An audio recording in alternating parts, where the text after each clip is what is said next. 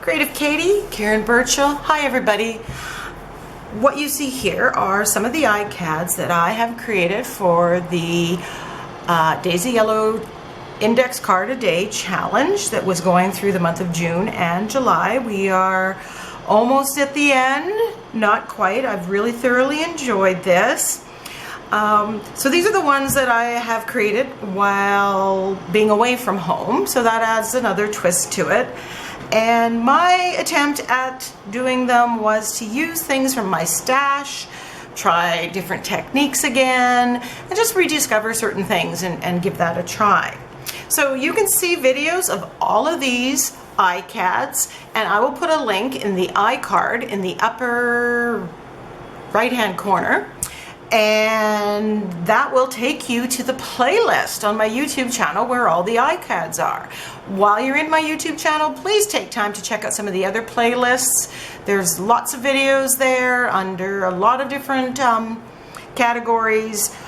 Technique videos, tip videos, craft hack videos, as well as creation of art journal pages. So enjoy.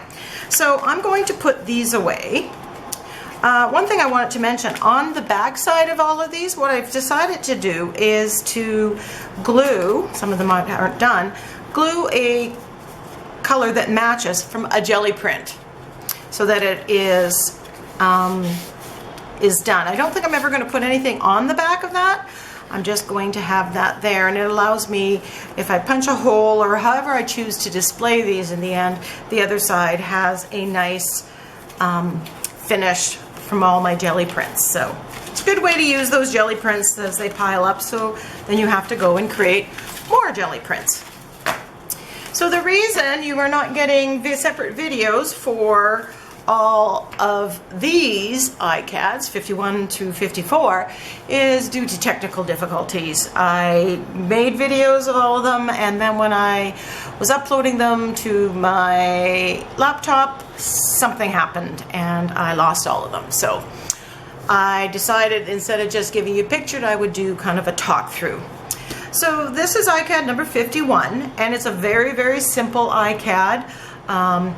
I painted the back with black gesso, and then using my Artist Loft gold paint applied with a cut and dry foam, I applied it to my $1.50 bin stamp.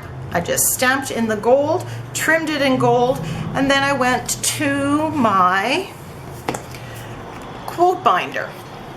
Now, this is something I made very early on when I collected all those quotes. I go through Pinterest and I keep throwing them on the board, Every once in a while, I sit down and I type them all up into my into a Word document, and then I can play with the fonts and then print them off using different fonts and sizes. Now, I find these are just perfect for the ICADs, for the for ATCs. What I do sometimes, I take this with me on the couch, I go flip through it, see what catches my eye, cut them out like that, so then I have some ready to go when I'm creating. And if the quote inspires me or somehow fits a page that I'm doing, then I can just choose it. So this one says, may your choices reflect, I'm going to zoom in, may your choices reflect your hopes, not your fears. Very, very subtle and very delicate looking. This one uses Tim Holtz's,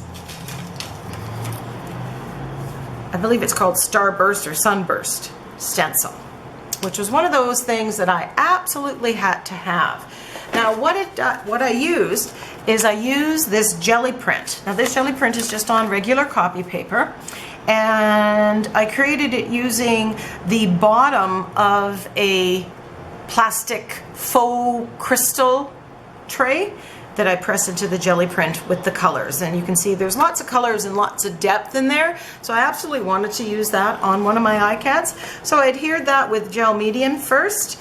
I applied the stencil using my cut dry foam and black paint. got the black sunbursts, starbursts. I outlined it with my silver jelly roll, Secura jelly roll metallic pen. So you can see that I've gone on either side of the rays. I've gone around the outside and I've edged the words with the silver. And then I splattered with my dollar store silver paint and a fan brush and the paint I thinned just a bit. So I really like how that looked. I like how we have the straight lines of that and we have the straight lines and angles of the pattern, and that makes it all go together really well. So this one says beautiful, and this one is for my creationship friend out there in internet land, Karen with an I. And when I had done this ICAD, I'd used the stencil, and there were a set of 6 different stencils that came with that one, and I threw out the question, anybody have an idea of which one I should use next? And Karen was the only one that answered, and she said you should use the B, so that's what I did. So Karen, this one's for you. So first on this one, process is a little different. I used black gesso. This is Demco brand, and I really like, it's very smooth and creamy, goes on really easy. I know they have white gesso, and I'm going to try it when all my other gesso runs out, but I love this one. It works so well. So I put the black gesso on, then I put my stencil on, using, again, the cut and dry foam, but you can use a makeup sponge or a blending tool or whatever you have for stenciling. And I stenciled white gesso first through the stencil, both for this bee and for this bee. And I like how things don't have to be centered in the middle of the page. You have a little bit here and a little bit there, and it builds interest.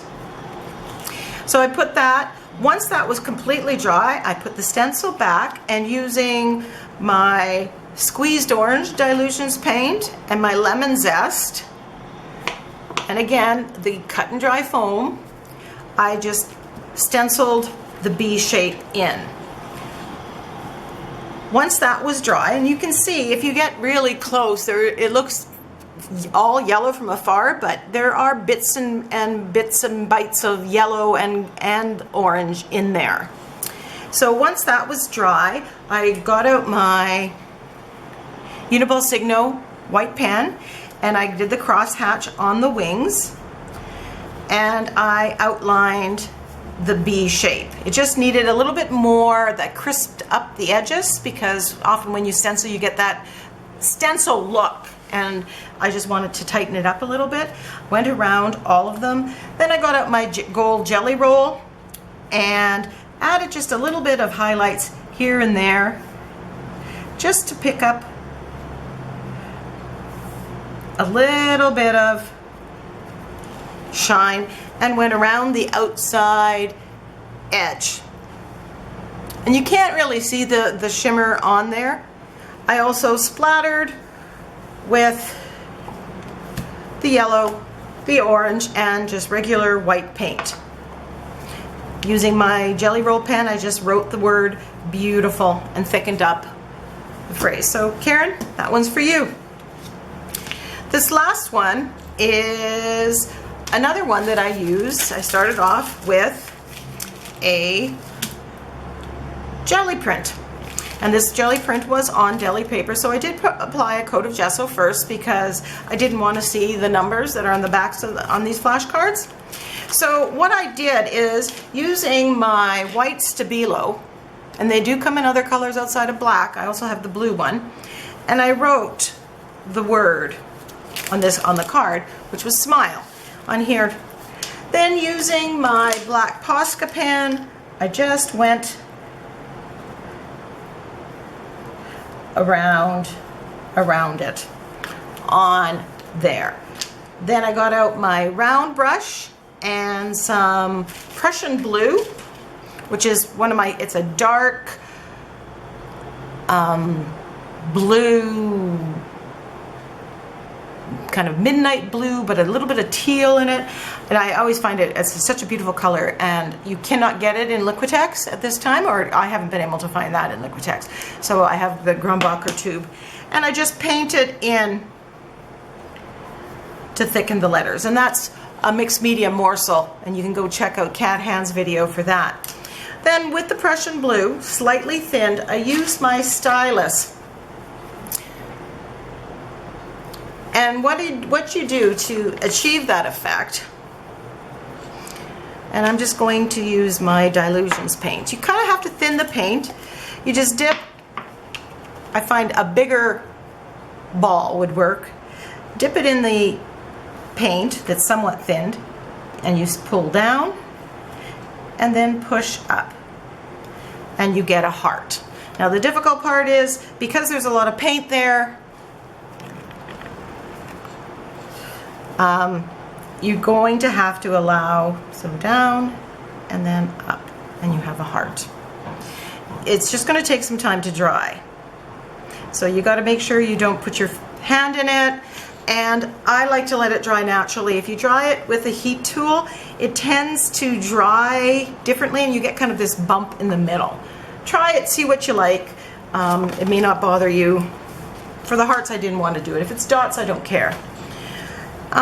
So I did that, did some splattering with silver, got out my jelly roll in silver and outlined everything. Actually used my liner brush and thinned acrylic paint to paint around the letters, and just added a embellishment there, the heart, the flower embellishment, just add a little pop of color, and away we go. So there you have it, ICAD